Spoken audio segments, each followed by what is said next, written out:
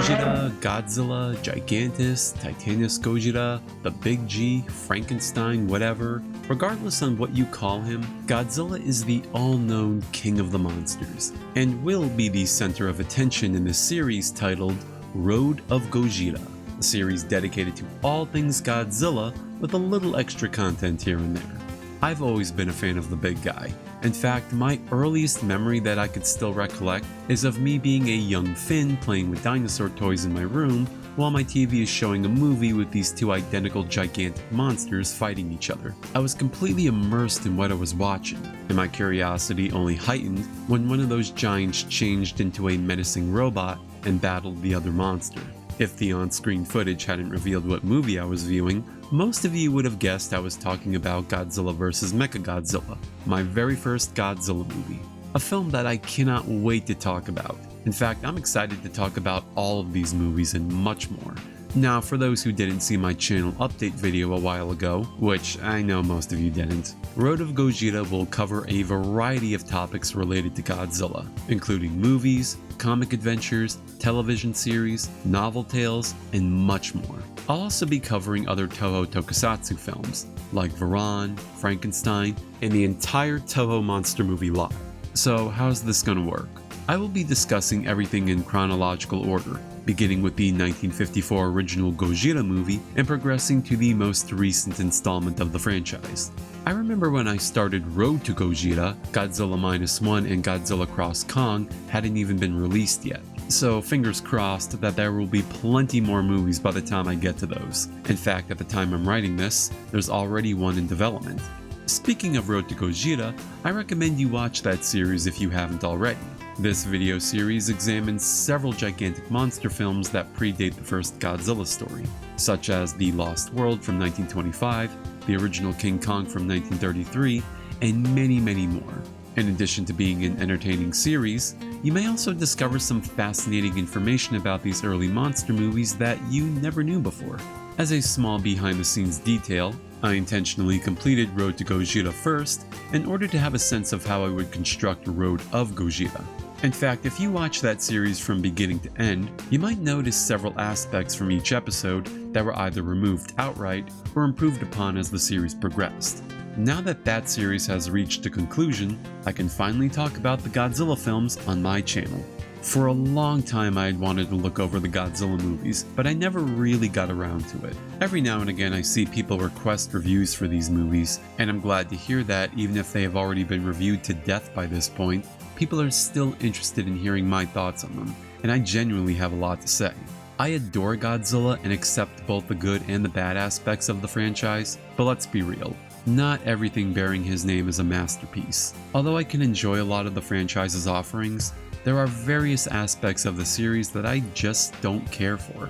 However, please remember that my thoughts are just that, my opinions. If you like something I don't particularly enjoy, or vice versa, that's okay, it's not the end of the world. Let's just enjoy the reviews and try to be civil enough not to get too worked up over particular details about a gigantic fictional sea monster. We all got that?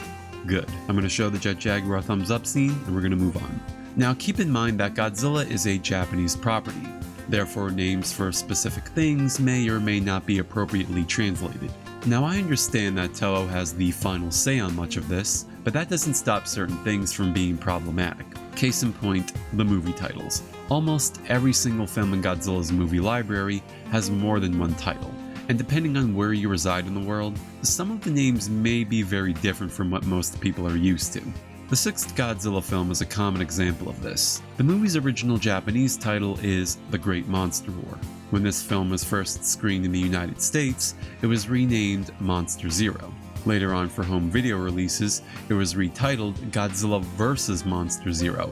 Currently this movie is titled Invasion of Astra Monster, and I'm not even going to step my foot into the various titles from other countries, some of which may be extremely confusing to viewers. So to make my own bold choice, I've opted for naming these films using their original Japanese titles, simply because they're the film's original names. They're literally etched in them. Now how about naming the kaiju? On that note, I'm choosing to use the current English given names, mostly because that's how I know them. In contrast to the movie titles, which occasionally change, the monster names typically remain the same. So Mosura will be Mothra, Radon will be Rodan, and Gojira will be Godzilla, though I will make a few exceptions on that one.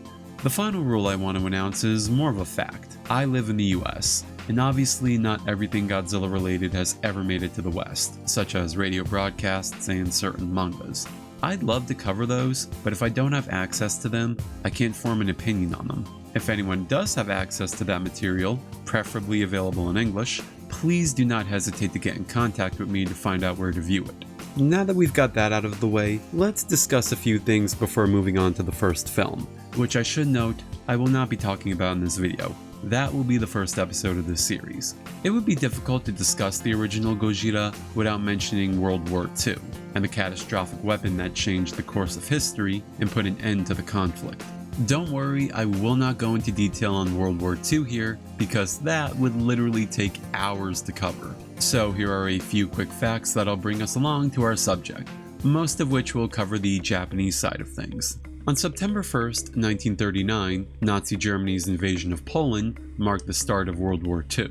On September 27th, 1940, by signing the Tripartite Pact with Germany and Italy, Japan joined the military coalition known as the Axis. The United States placed economic penalties on Japan in an effort to stop Japanese aggression and compel the Japanese to remove their forces from China and Manchuria. On December 8, 1941, the United States entered the war after the Japanese launched a surprise attack on Pearl Harbor, which led to the deaths of over 2,000 people.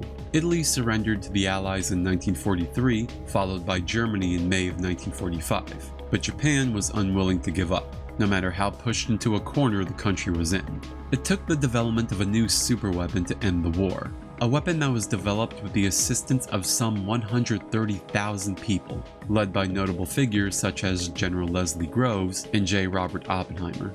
This weapon would be known as the atomic bomb.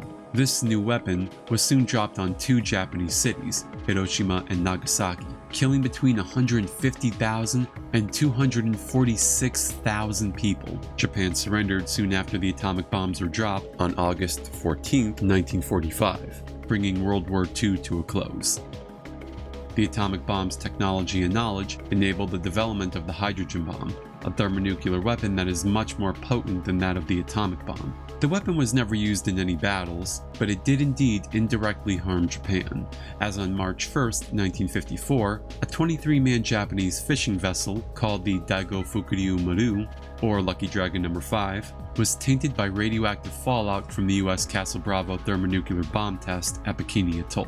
The crew was situated around 160 kilometers to the east of the area, with the ship fishing outside the danger zone. However, the test was more than twice as strong than anticipated. The bomb's explosive strength was about 1,000 times that of the atomic bombs that hit Japan, equal to 15 megatons of TNT.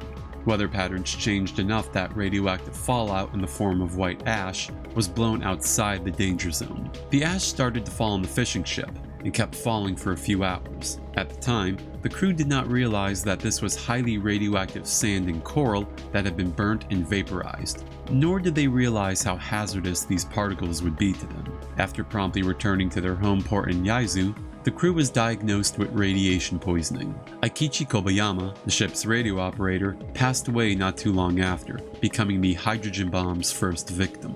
The event left a lasting impact, not only on Japan, but on the whole world surrounding the dangers of these weapons. They could wipe cities off the map, bring the human race to extinction, or maybe awaken something just as deadly from the bottom of the ocean. That's what Japanese film producer Tomoyuki Tanaka thought when he was flying over the atoll the bomb was used on.